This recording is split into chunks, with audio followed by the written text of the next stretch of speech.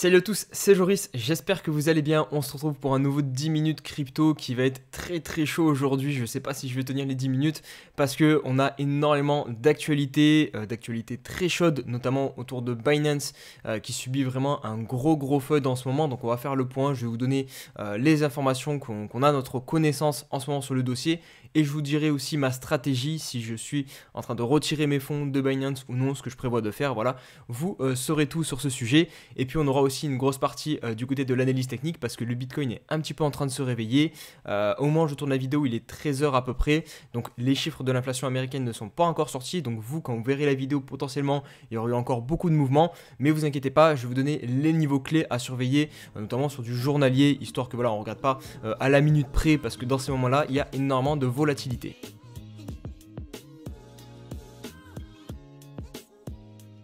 Allez, on commence par la map crypto qui est plutôt belle aujourd'hui puisqu'on a le Bitcoin qui se réveille par le haut. Regardez, 17 400 $. Au moment où je tourne la vidéo, presque 3% de hausse. L'Ether c'est pareil, ça suit la cadence presque au-dessus des 1300 $, plus 3% et quelques. Donc c'est plutôt une belle journée au moment où je tourne la vidéo. Mais comme je le dis en intro de vidéo, attention à la volatilité aujourd'hui, surtout avec les chiffres de l'inflation aux États-Unis. On a au niveau des altcoins uniquement presque le BNB qui est très légèrement dans le rouge, qui ne suit pas la cadence. Voilà, c'est probablement lié à tout le FUD qu'on a actuellement sur l'exchange Binance. On enchaîne avec la partie analyse technique et on débute bien évidemment avec le monsieur Bitcoin. Donc 17 400 $, au moment où je tourne la vidéo, on voit clairement la tentative de breakout, donc de casser la résistance et sortir enfin de toute cette zone de consolidation qu'on tenait depuis le 30 novembre 2022. Donc franchement, ça ferait du bien de retrouver un petit peu de volatilité, d'aller explorer des nouvelles zones de prix. Donc quels sont les objectifs? Parce que comme je vous ai dit en intro de vidéo, il faut faire attention. Les chiffres de l'inflation sont à 14h30. Ça peut fortement impacter le prix du BTC en termes de volatilité. Donc nous, ce qui va nous intéresser, ça va être où en fait va clôturer le Bitcoin à la fin de la journée. Ce sera le premier vrai élément. Donc vraiment, au moins attendre la clôture daily ou au moins vraiment, voilà, si vous êtes pressé, si vous voulez vraiment avoir des premières informations, des clôtures 4 heures, je dirais. Mais le mieux, c'est la clôture daily de ce soir et celle de demain aussi qui nous montrera clairement où on se trouve dans les prochains jours. Et quelles zones on va travailler. Donc les zones importantes à surveiller, c'est clairement 18 000 $, 18 500 $. Si aujourd'hui on voit une bougie pleine, un espèce de maraboujou du coup, et qu'on voit des clôtures s'effectuer dans cette zone rouge, pour moi ça sera extrêmement haussier. Ça veut dire qu'on réintègre toute la partie ici de range qu'on avait depuis le 13 juin à peu près 2022 et qu'on avait perdu à cause de FTX ici avec la cassure. Donc si on revient clôturer ici, ça sera extrêmement bullish. Donc ce qu'il faut surveiller, c'est tout simplement ce soir à la clôture, des clôtures daily qui se font, une du coup pour commencer dans cette zone rouge. Ça sera le scénario haussier. Il peut évidemment avoir des scénarios un petit peu moins haussiers. Si on a déjà une clôture au-dessus des 17 300 $, voilà, ça sera déjà haussier. Mais voilà, il en faudra plus. Vraiment, ce qui nous intéresse, nous, c'est de réintégrer cette grosse partie. Donc, c'est les 18 000 $. Mais peut-être que ça se fera en plusieurs jours. Hein. Peut-être que voilà, aujourd'hui, on va clôturer ici à 17 500. Demain, 17 800. On peut monter aussi plus doucement. C'est aussi une possibilité. Là, je vous ai mis vraiment le scénario qui serait le plus haussier. Ce serait de clôturer au minimum au-dessus des 18 000 $.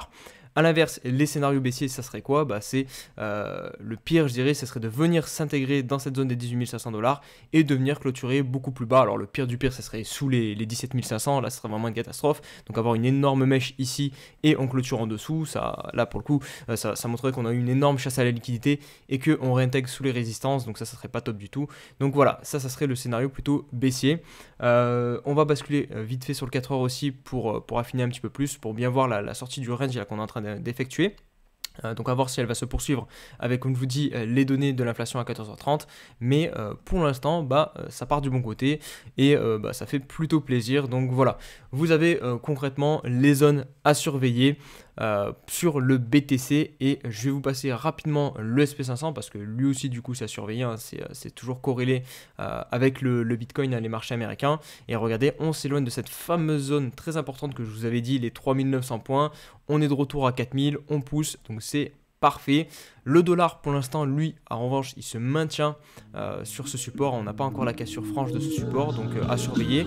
Mais pour l'instant, pourquoi ma musique se lance? Hop. désolé, voilà, je coupe. Donc du coup je disais, on est bien sur le support des 104 toujours, donc ça c'est aussi à surveiller cette zone, mais que ce soit du coup le SP500 et le Bitcoin, pour l'instant on part dans le bon sens. Allez, on passe maintenant sur les news. Juste avant, pensez au petit abonnement à la chaîne YouTube, activez la cloche et le petit like. Voilà, c'est le petit rituel, mais c'est important, ça aide le contenu à se développer. Alors au niveau des news, je vous ai dit, il y a beaucoup du coup d'actu très très chaude en ce moment, notamment sur Binance. Donc là, on va faire un point complet sur tout ce qui accable Binance en ce moment. La première, ça débute avec CoinMamba. Donc CoinMamba, c'est un influenceur américain, si je dis pas de bêtises, ou anglais. Je sais pas exactement dans quel pays il réside. Il a, vous voyez, 200, presque 300 000 abonnés. C'est un trader et globalement il s'est embrouillé avec Binance. Alors c'est pas mal résumé l'histoire sur Coin Academy. Donc en gros, CoinMamba, il utilise des clés API. Donc les clés API, c'est ce qui vous permet, par exemple, quand vous avez un tracker, par exemple moi j'ai CoinTracking, vous pouvez le faire sur CoinTracking, vous renseignez vos clés API sur les exchanges et du coup là votre solde, enfin moi je le fais pas, mais le solde il bougerait tout seul. En fait vous permettez à quelqu'un d'accéder à votre solde sur Binance. Et du coup, lui, il faisait ça pour trader. Donc ça se fait aussi avec des robots de trading. Il avait il avait créé des clés API sur Binance.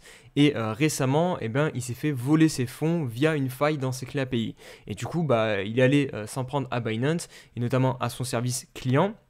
On a ici un screen du service client parce que c'est ça qui est complètement fou. Alors pourquoi ça a bugué, je sais pas. Mais oui, c'est ça qui est complètement fou. Du coup, je vous disais, c'est que Binance a rendu public une conversation qui est censée être complètement privée entre un utilisateur de sa plateforme et la plateforme directement et son service client.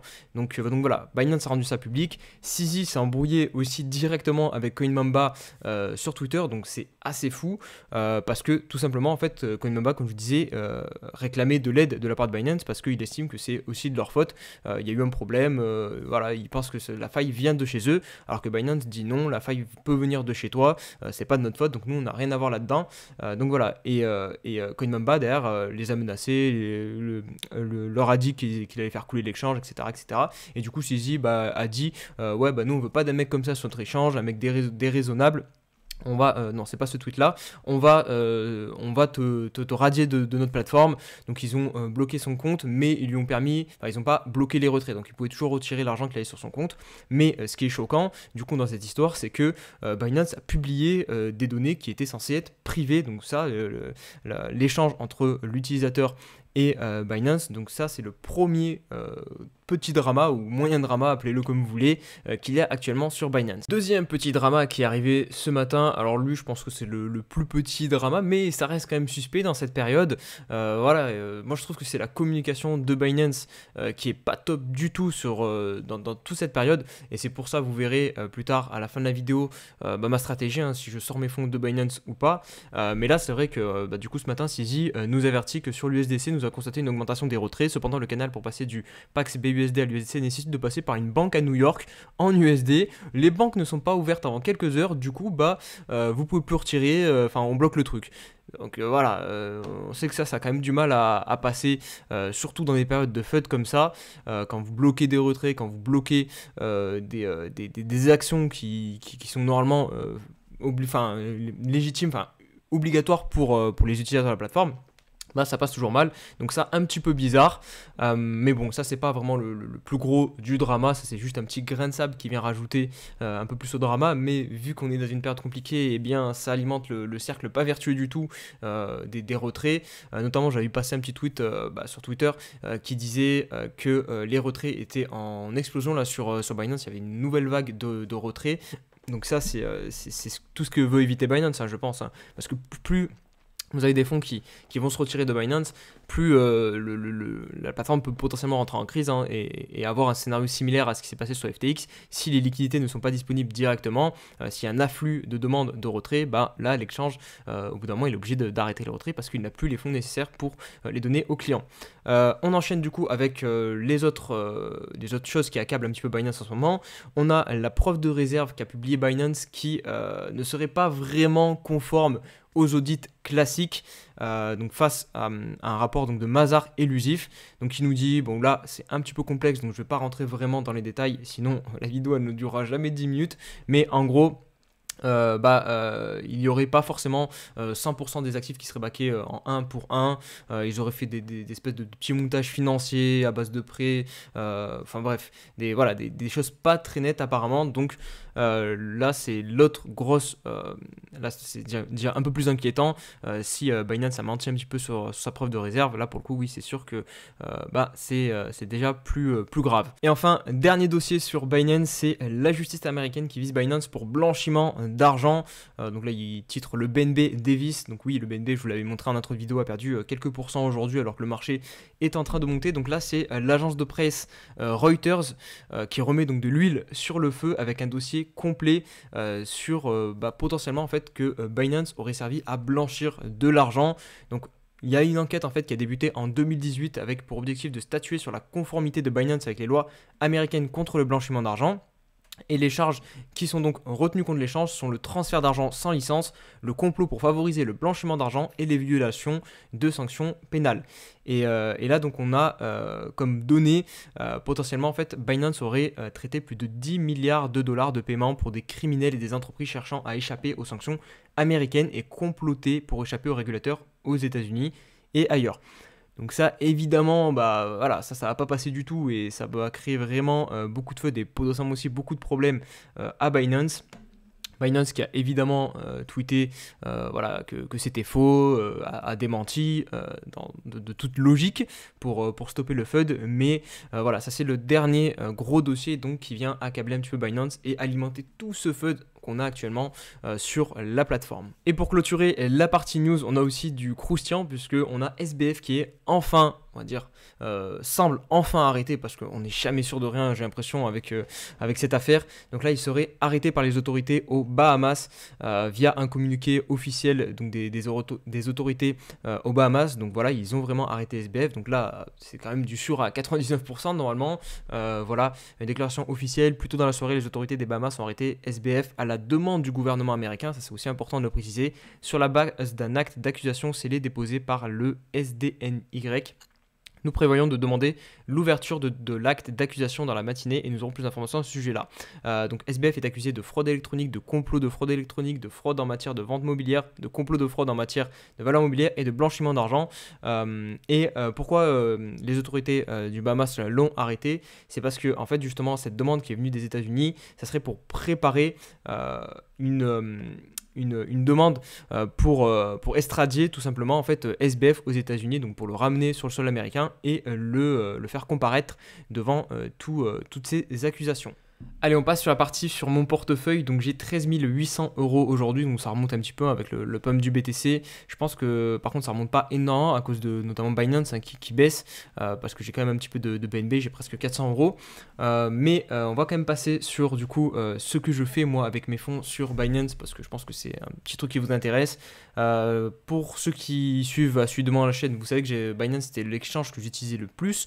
Même après FTX, j'ai continué de garder des fonds sur Binance, j'avais presque 4000 €. Donc là, vous voyez, il me reste, on prend le petit stylo, il me reste 1000 €. Donc il y a 3000 € qui sont partis. Ils sont partis où?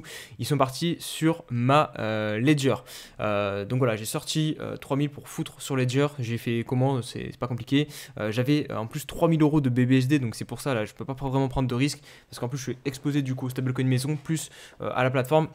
Donc je me suis dit pendant tout ce FUD, parce que oui je trouve personnellement que la communication de Binance c'est ce qui me rassure pas en fait, parce que j'aurais pu supporter le FUD, voilà, Binance ils ont eu du FUD depuis très très longtemps, ils ont survécu quand même au bear market de 2018, donc voilà c'est pas des pitres normalement, donc on peut leur faire confiance, mais là la communication je la trouve un petit peu bizarre, notamment ce qu'ils ont fait à CoinMamba, donc voilà j'ai préféré pas prendre de risques, je retire un petit peu, je mets sur ma Ledger en stand-by, donc j'avais 3000 € de BUSD, j'ai acheté de l'Ether, j'ai envoyé sur ma Ledger et ensuite j'ai fait la conversion sur Uniswap, Ether, USDC et voilà, ça attend tranquillement. Je vais convertir un peu en USDT aussi parce que maintenant du coup je suis beaucoup exposé exposé à l'USDC. Donc voilà, toujours les mêmes conseils les amis, diversifiez-vous, n'ayez pas tout sur un même stablecoin, n'ayez pas tout sur un même exchange. Après voilà, si vous avez un petit portefeuille, je sais pas, 50 euros, 100 euros, voilà, c'est peut-être pas utile de mettre de diversifier de partout. Enfin, après de toute façon c'est vous qui, je suis personne pour juger les sommes, hein.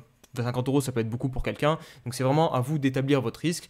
Mais sachez que plus vous êtes diversifié sur plein de plateformes, plus forcément vous diluez votre risque. Donc voilà, vous savez tout sur ce que j'ai fait. N'hésitez pas vous à me dire en commentaire ce que vous avez fait, ça m'intéresse. D'ailleurs, j'avais réalisé un petit sondage sur Twitter. On va terminer la vidéo sur ça pour voir un petit peu où on en est. Je vous demandais en fait ce que vous allez faire avec vos fonds sur Binance. Donc voilà, il est ici. Pour l'instant, il y a 74 votants et vous êtes quasiment 70% à dire vous laissez sur Binance, 7% à dire je sors un peu, 8% à sortir pas mal et 17% quand même à sortir tout. Donc on voit qu'il y a des petites séquelles de FTX qui sont restées. Voilà, dès que ça fade un petit peu sur un exchange, hop, on perd pas de temps, on retire tout. Et en vrai, il n'y a pas de mal, même si au final ça alimente un petit peu le FUD. Voilà les amis pour cette vidéo. Si elle vous a plu, n'hésitez pas comme d'hab à mettre le like, vous abonner, me rejoindre sur les réseaux sociaux, notamment Twitter. Et puis on se dit à très vite pour une prochaine vidéo. Prenez soin de vous. Allez, ciao ciao.